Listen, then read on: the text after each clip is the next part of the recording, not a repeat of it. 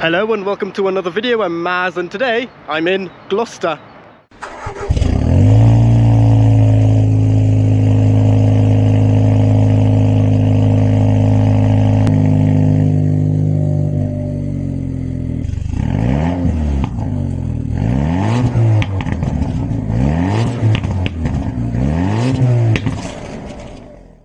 And in today's video I'll be trying out this Mercedes E-Coupé. A huge thank you to Jakob for lending me his car, and if you are a Mercedes owner and you would like your car featured on the channel, feel free to reach out. A quick overview: the Mercedes E-Coupé is Mercedes' coupe version of the E-Class saloon, as the name suggests. And this version, the C238, is the two-door version of the W213, which ran from 2016 to 2023. And whilst the saloon and the estate were replaced by the next generation E-Class, the E-Coupé and E-Cabriolet were replaced by the CLE, which sat between the C-Class and the E-Class, similar to the old CLK. And if you want to see me review a CLK, click on the top right hand corner of the screen or in the link in the description down below. Now, the E-Coupé lineage technically starts from the late 80s with the C124 in the case of the Coupé and A124 in the case of the Cabriolet. Well, it got the E-Class name when it was facelifted in 1993. So 1993 was when we first saw the E-Coupé, as the predecessor was technically known as a 300 CE, and the E in 300 CE does not stand for E-Class. Instead, it stood for Einspritz. Just to let you know, it had fuel injection. And then after that came the W210 E-Class, and there was going to be a W210, or should that be a C210 E-Coupé, and was replaced by the smaller C208 CLK, which was then replaced by the C209 CLK, and then the E-Coupé name came back in 2009. However, that E-Coupé, the C207, was still based on the C-Class. And it was only until the W213 came that the E-Coupé was actually an E-Class. And just like the CLK, the windows are down because this car is pillarless, which is a bit of a hallmark for Mercedes coupes, except for the C-Coupé and CLE.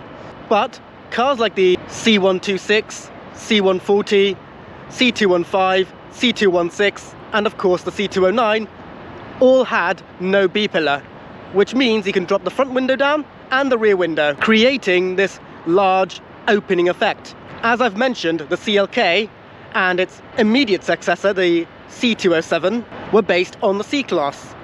In the meantime, there was a smaller coupe called the C-Class Sport Coupe, which then became the CLC and was then replaced by the C-Class Coupe. But I delved deeper into the lineage on the CLK video. And of course, the C238 did have a soft top variant called the A238, which I've had not one, but two, courtesy of Exotics by Enterprise.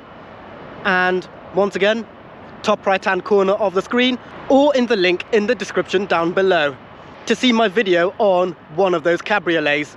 And then after that, as I've mentioned, came the CLE, which is slightly bigger than this car in terms of size, but has a C-Class interior and sits below the E-Class in the range. So this particular car is an E300, and the range in the case of the E-Coupé starts from the E220D, followed by the E250D, followed by this, the E300 petrol, followed by the E350, the E400, and then, unlike its predecessors, which had a 500, this car had an E53, which is not a full-fat AMG in the case of the E63. Unfortunately, it's saloon and estate only, just like the old 500E in the case of the W124. The best you can go for the coupe or a convertible is a 53, in the same way that the C124 and A124 only go up to 300 CE. And here are the specs for this particular car.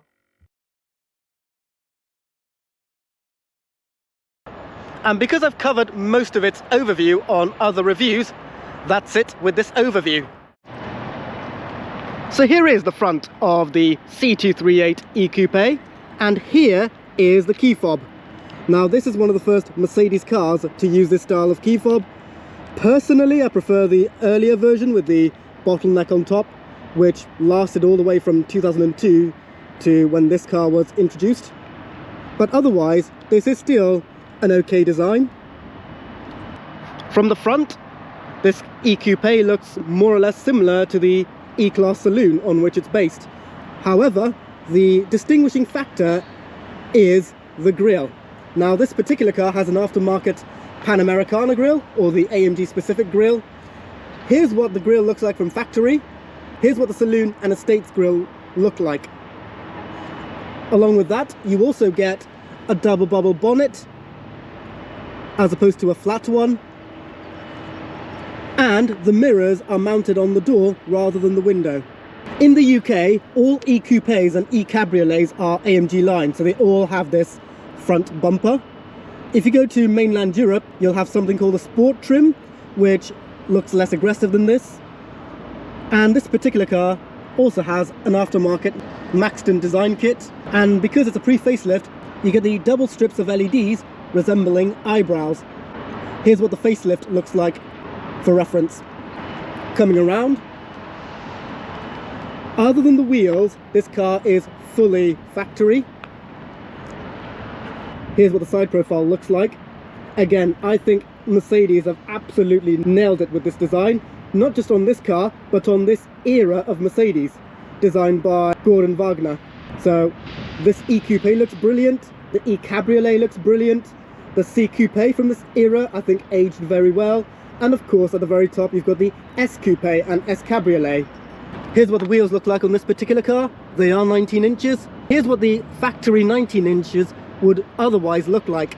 And here's what the facelift 19s look like. Other than that, here's what the 20s look like. Once again, the mirror is mounted onto the door. If this were to be a saloon or an estate, the mounting would be here. This particular car has black window trims. This is called the Night Pack, which reduces the amount of chrome seen on the exterior of this car. Otherwise, you still have a bit of chrome here on the door handle. One thing I don't like about the E-Coupé, both this version and its predecessor, is, as you can see, all the windows are down, but this rear quarter window stays in place, similar to what you get in a four-door car. Otherwise, here's the Instagram for the owner of this car. That black tack there is only there to hide some profanity.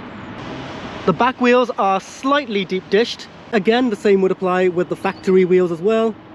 Coming to the back, this particular car has the E53 rear bumper, so it has these quad round tailpipes. Otherwise, here's what the factory rear bumper would look like. And being a pre-facelift, this car has the Stardust tail lights. So when the running lights are on, you get a Stardust effect on here, which unfortunately they got rid of on the facelift. Otherwise, I do think the Stardust looks brilliant at night. This lip spoiler is aftermarket, and unlike the saloon, the rear number plate is mounted on the bumper as opposed to the boot. And on the boot, you get this Mercedes star, which is where they house the rear-facing camera. Same applies to the C-Coupé and the S-Coupé. Unlike the C-Coupé and S-Coupé, you can press the top half to open the boot. Coming to the back now, and of course you just press the badge to pop the boot. And for a coupe, this is very, very practical. Here's how much space you get. And once again, I'm filming a German car, so mandatory warning triangle, mandatory first aid kit, and on the other side you get an extra storage cubby. And if I pull on here, you get a curry hook, as well as a tether point on the bottom. And if I lift this up, you get some added underfloor storage. If you want, you can pull on these tabs to fold the seats down. And because it's a premium, all I do is just press this button here to close the boot. But if I want to close and lock the boot, I press that one.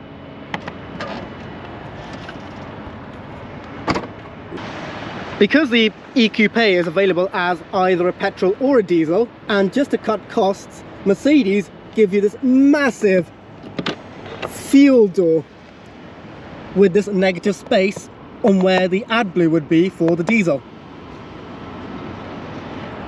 Otherwise, when open, it looks like a massive air brake.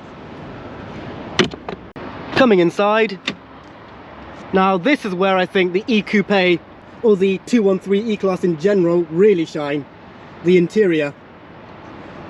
One thing I'm not a fan of is that the doors are very heavy on the Coupé and convertible, especially on hills. This is a premium, so you got the memory seats, but no Burmester sound system.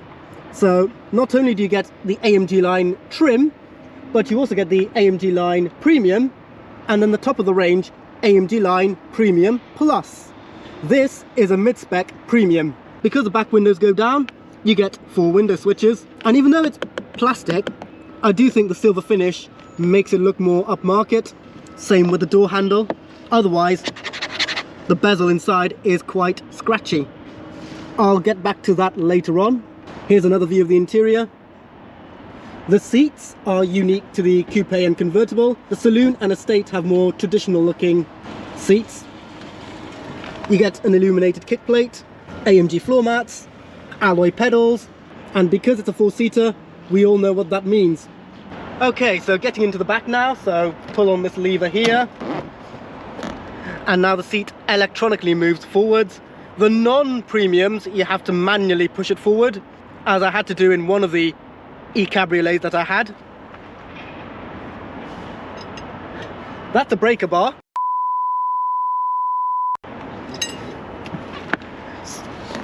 Clumbering inside.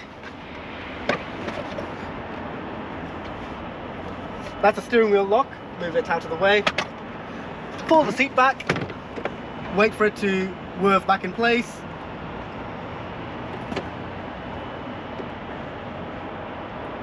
And now I'm in. Sat in the back now.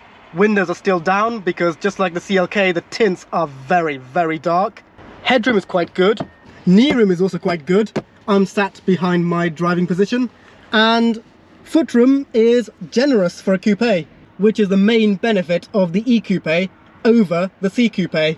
Once again, scratchy plastics on the rear climate control housing. All Mercedes have that cheap plastic on the rear housing. Underneath that you got a 12-volt socket which has something plugged in already, and a little tray here. Turbine vents because it's a coupe. Unlike the convertible, the seats have a more natural recline, and the material and the seat material is the Mercedes Artico leather on the bolsters and Dynamica on the centre. Coupes are typically strict 2 seats at the back. This is no exception, so you get 2.5 cup holders here, and the headrests are quite good. Unlike the convertible, you are not sat bolt upright, and it doesn't feel as plasticky. Unfortunately, there's no centre armrest as seen on the CLK. That's just a through loading, and you could use this as an armrest, but there's insufficient padding. If you want, you can have a car seat here due to these isofix points here. So I don't like the fact that the covers are removable because there is a risk you might lose them. Once again, unlike the convertible, you got a Kotak here and interior lighting. It could be just these tints that the interior feels a bit too gloomy inside. This car does have a sunroof. Unfortunately, it does not extend to the back as seen on the saloon. And once again, to get out, simply pull on this lever, move forward if it would. Luckily the windows are down, so I can just pull on the exterior door handle and out I go.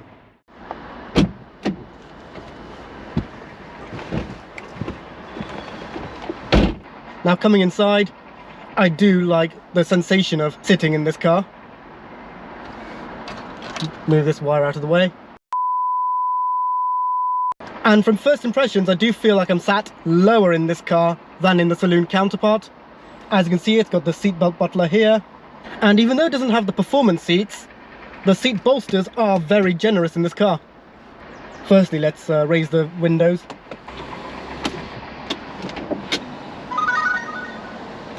That was just a dash cam. So here is my point of view. This is a very early C238 with the original steering wheel. So the saloon came out in 2016, and then the coupe came out 2017. Around 2018-2019 they changed the steering wheel to look like the one seen on the CLS.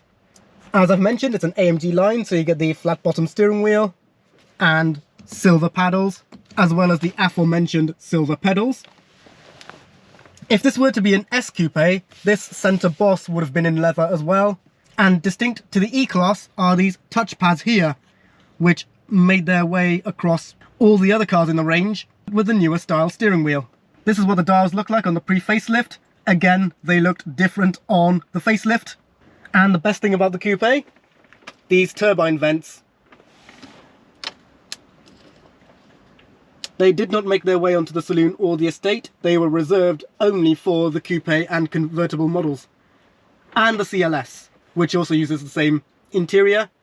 And bizarrely, even though Mercedes have the AMG GT with its own distinct dashboard, the AMG GT 63, the 4-door version, still had this E-Class dash, but with an AMG GT inspired center console.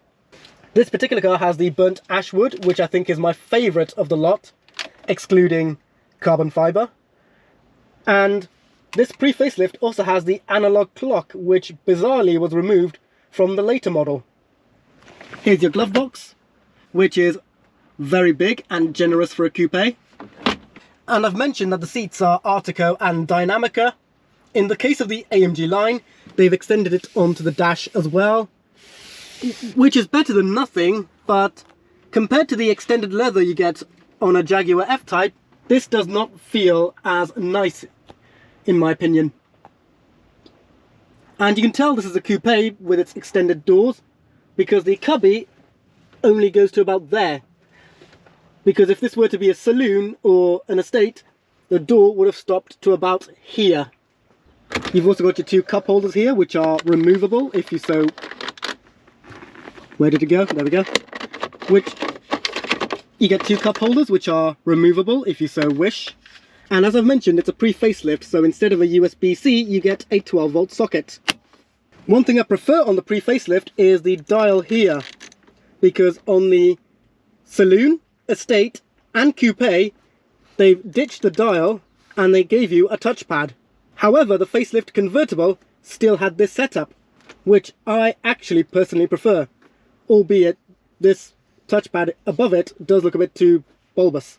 Just like all the other Mercedes cars, the dynamic selector is on the left-hand side.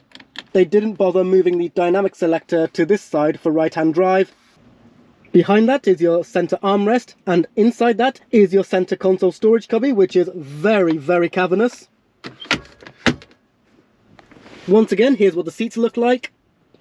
And if this were to be a convertible, you'll have a vent here called air scarf, which blows warm air to your neck, letting you drive this car in the cold with the roof down. Once again, classic Mercedes. In right-hand drive models, the steering wheel is ever so slightly offset to the left. So here's my left knee underneath the steering wheel, and here's my right knee not quite underneath. So you can feel a touch twisted sat behind the wheel. Here's what the storage cubby looks like. It is okay, but compared to the size of the door, it does look a bit small. And I've mentioned about this. So for this, I need to turn on the ignition. So this controls the seat adjusters here, dash cam. But if I press this, check this out.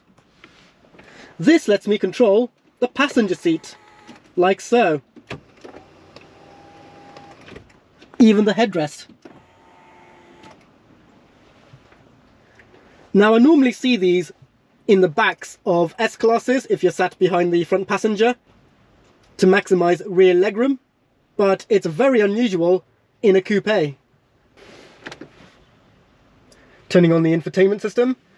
So this is the command system, with the facelifted cars having MBUX. And one thing I do like is the ability to have a clock on the screen as well, and it perfectly matches the one underneath. Now I can control this system using the dial, or the touchpad above it, or the touchpad here on the steering wheel, on the left-hand side. So you get nav, radio, media, telephony, Mercedes Connect, and vehicle settings, and system. and it lets you control dynamic select, various assistants, light settings, general vehicle settings, and down here you get ambient lighting with 64 different colours to choose from. Later models will also have them extended onto the air vents as well. That's what the E-Coupé looks like without AMG line. And this is your instrument cluster, which can be controlled with this touchpad here. So again, Mercedes service, your assistances, your trip, your nav, your radio, your media, your telephony, your content, and your design. So right now it's in sport mode. Here's what classic looks like, and it does affect that screen as well. And here is progressive, which just gives you the one dial and two screens flanking each side. Personally, I prefer the sport, so I'll leave that as is. And you can also choose what to have on the center as well. Right now it's in the design screen, but if I want, I could have sat nav or trip. And if I scroll up and down, I can also choose what specific trip related information I want, like so. And of course Mercedes put red marks on 35 and 55. Those are the two common speed limits in the US. Otherwise 30 and 70 would be the more common ones here. And the best thing about a modern Mercedes is the column mounted gear selector. So rather than wasting space here for a gear lever only to put it into drive, you get a column mounted selector, and all you have to do is press down for drive, press up for reverse, neutral is somewhere in the middle, and then to park, press the button on the end. What I don't like is that there's too many stalks coming from this side of the car. So that's your indicator and your wiper, that's your cruise control, and that's to adjust your steering wheel. Unlike the convertible, you get a proper headlining, and it definitely feels more solid than the Coupé. I remember with the convertible, the windscreen came much closer. And again, Mercedes do not wrap the sun visors with the material as well, like Jaguar. So you got your vanity mirror, your light, and somewhere to store your notes. Again, here's your overhead console. Here's where you store your sunglasses, your various dome lights, and the ability to open the sunroof.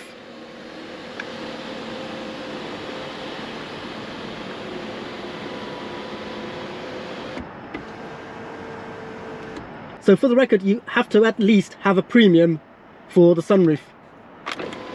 And then to close,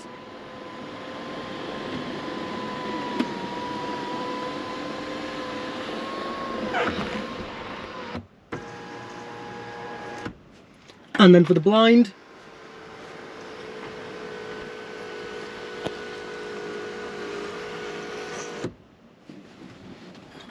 open again,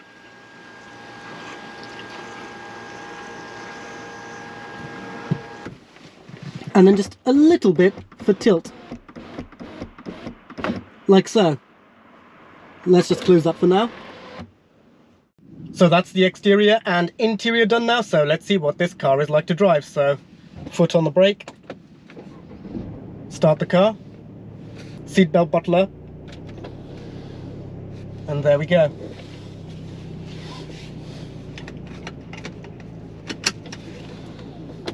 And of course the best thing about a modern Merc, the column mounted selector, into drive, and off we go. Actually, I'm sat a bit too low. So from first impressions, this car, it's not as quiet as the CLK 200. I'm personally fine with the sound, and of course it has the classic Mercedes light steering. Very lovely weather here in Gloucester. Now I've mentioned on the CLK this car has 2 stalks on the left.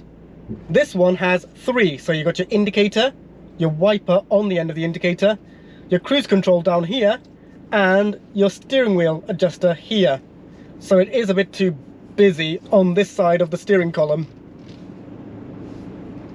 And in some cases, I keep hitting the wrong stalk. Luckily, Mercedes did amend that on the later steering wheel, which removes cruise control and moves it onto the spoke. With regards to steering adjustment, I think underneath the steering wheel would be a bit more suitable. Pretty much similar to the CLK, I feel very relaxed in this car. I don't feel the need to put my foot down on stop-start traffic here in Eastern Avenue, Gloucester. And right now it is rush hour as well. And the fact that I still feel relaxed right now, right here, does lean into the fact it's more of a comfortable car than a sports car. The closest comparable BMW to this car would be the BMW 6 Series. However, the 6 Series starts from a 3-litre straight 6, and this has an entry-level 2-litre 4-cylinder. But 6 cylinders are still available in other e-coupe models. This isn't one of them. And one thing about having a 2-litre in this coupe model is that it's a lot more attainable, a lot more frugal on fuel, especially with fuel prices right now. And in the case of many European countries, there's a huge tax hike after 2 litres. So having the E220, the E250 and the E300 available gives it that competitive advantage in other countries. Otherwise, if you are a 6 Series owner and you'd like a car featured on the channel, feel free to reach out. But so far, this car does do very well in stop-start traffic, especially a busy one like this. If I had to be picky, is that the accelerator pedal, the throttle linkage does feel a bit poor, so it doesn't feel as linear as I would like it to be.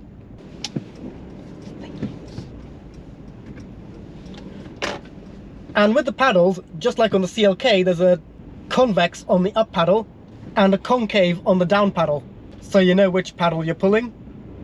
And like I said, because the steering wheel is ever so slightly to the left in right-hand drive cars, it should be here from my perspective. I do feel just a little twisted behind the wheel, but only ever so slightly. About to turn right into Barton Street, but like I said, it's very, very busy here in Gloucester. One benefit of the coupe is that the window line is much further up, so it feels airier. I remember feeling a bit too claustrophobic with the convertible's window line being right to about here, and as a result you had and I think the sun visors on the convertible were smaller as well. But other than that, here I am in Barton Street. Let's put the system into comfort mode. It was driving in eco mode originally. I am feeling a few undulations through this car, but that could be because I'm in an AMG line, which typically have lower stiffened suspension. Now, I'm personally fine with the ride, but if you're used to an elegance or an avant-garde trimmed Mercedes, this may feel a bit too harsh. And like I said, we only have the AMG line e-coupe here in the UK. With the saloon, there was the sport, and in Europe they had the elegance and the avant-garde as well, which had the traditional classic grille. Here in the UK, that grille was deemed unpopular, so as a result, with the 213 generation E-Class, they only gave us the sport grille. But then they brought it back with the 214, and one of the trims was called Avant-Garde Line. You can still get the sport grille on the 214 if you so prefer. And of course, there's no coupe version of the 214. If you want a coupe, you have to go for CLE, which has a B-pillar and you can't roll the rear window. So to me, the E-Coupe does feel more special than the CLE, but the CLE definitely feels nicer than the C-Coupe of the previous generation.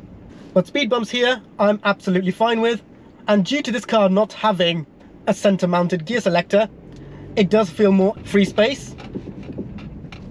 And more importantly, I don't think a center-mounted selector would suit this interior very well. In Europe, they did have a manual 213 available, and because of where the controls are for the screen, they had to completely redo the center console. But again, I think an auto suits the E-Class better. And if I haven't mentioned, this car has a fully electronic parking brake. On the CLK, that car had a foot-operated parking brake. But in this car, it's just the accelerator and the brake. But comfort-wise, this car is doing very well. I'm sure Mercedes do have even more comfortable cars in the range, but in isolation, this is absolutely sufficient. And also with the convertible, because that's a facelifted car, that car had mild hybrid technology. So if I were to put this car into Eco, whilst driving, the engine will not cut off, because this car is purely engine.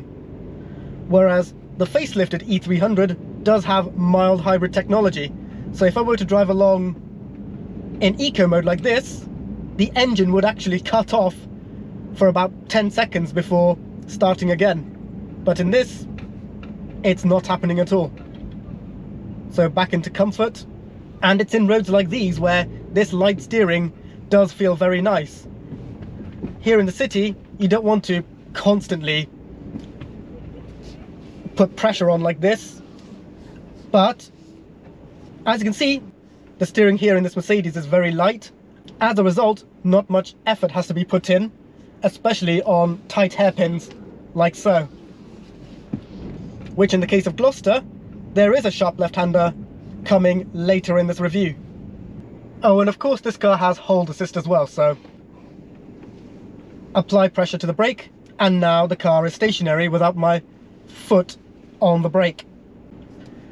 Still stuck at another red light.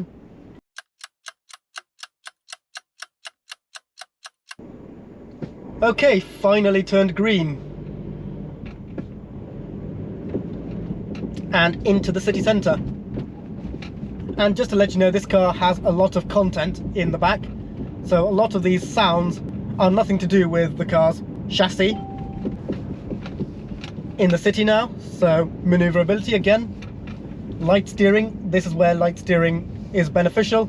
I'm okay with the weighty steering that the CLK had, but that's just me personally. If you're constantly manoeuvring around city centres, like the centre of Bristol, this steering will be absolutely divine. There's another E-Coupé over there, and brakes are nice and smooth as well.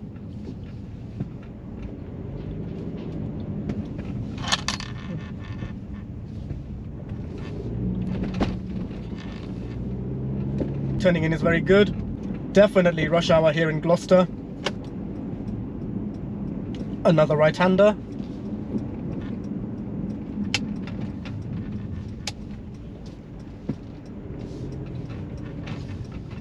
And another red light. So as far as city driving goes, this car is brilliant. Of course, if I had to be picky, is that throttle linkage is a little on the weak side, and this car is big in size, so a smaller C Coupé will be easier to maneuver around. Okay, sharp left-hander. This is where light steering should be beneficial, and it certainly is. And even though this car does not have the performance seats, the bolsters in these are very generous.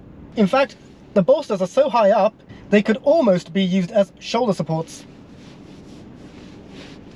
But other than that, for performance seats, you need an AMG. And even on the AMG, they are a cost option, because the E53 that I drove, albeit a saloon, had the normal ones instead. One last thing to check, see what this car is like on the open road. Okay, making our way to the dual carriageway now.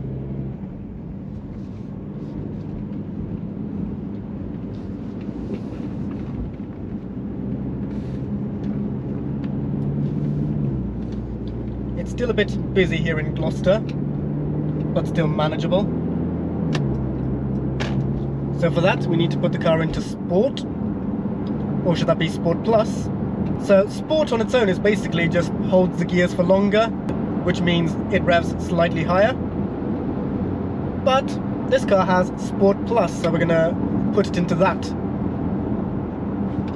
which weights the steering even more, but the weighty steering does feel artificial.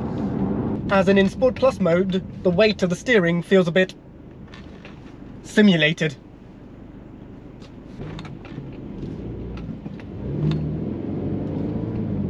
Inevitably, it's going to be a lot lurchier in Sport Plus mode.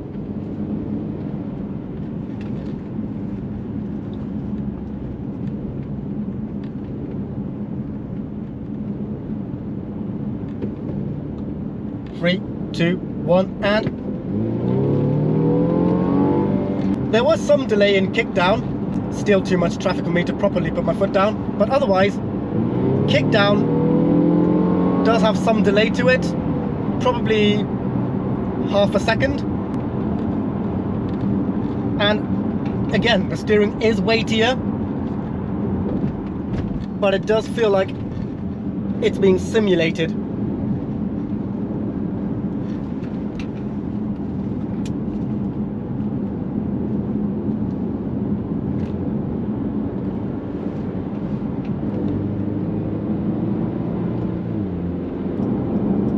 Okay, I'm clear now, so 3, 2, 1.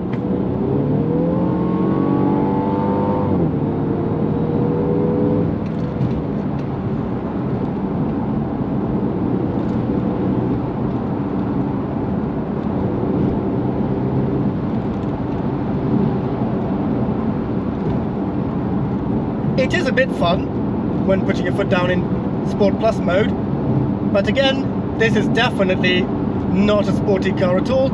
It's way more comfort orientated, even with Sport Plus, and even putting my foot down. And once again, just everything into comfort for now.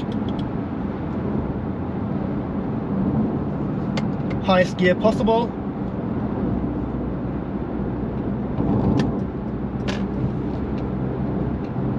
And at 70, this car revs to about 1900 RPM. So this would make a good long distance cruiser, especially on the motorway.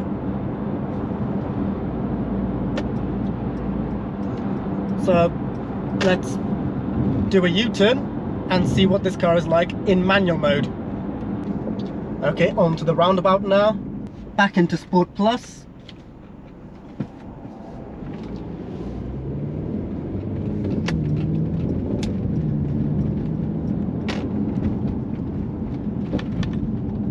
And for manual, I just pull a paddle. On some Mercs, you have to press a button down here to commit manual mode, but not in this case.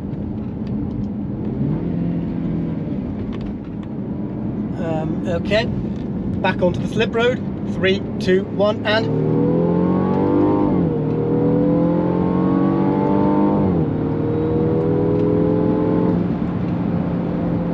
now I mentioned it was a bit fun in Sport Plus automatic mode, but the moment you put it into manual, I think the car feels way more livelier than in auto. Paddle changes are a bit better than in the CLK. I remember there was a huge delay in that car, but maybe because there's no center mounted selector that they had to really fine tune the paddles, and I must say they do very well. And this car has 9 gears. Hang on a minute. Correction from earlier. At 70, this car revs more to about 1600 RPM. I wasn't in top gear when I did that earlier test.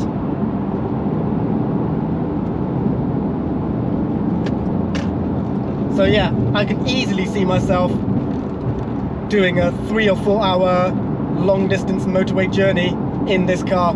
Easily suitable travelling from Gloucester to Torquay, especially with weather like this.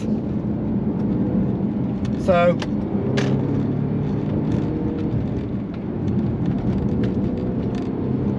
back into comfort, and one last thing to do.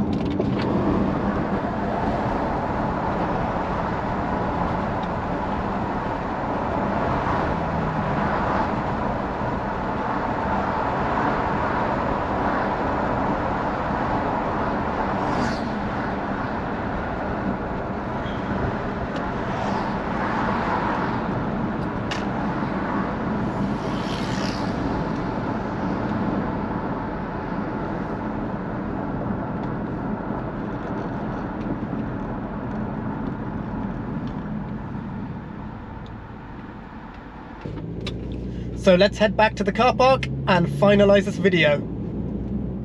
So that's it for today's video. I hope you enjoyed watching me try out this Mercedes E300 Coupe. Like the video if you enjoyed it, subscribe if you are new, ring the bell to stay up to speed, and I'll see you guys next time. Cheers.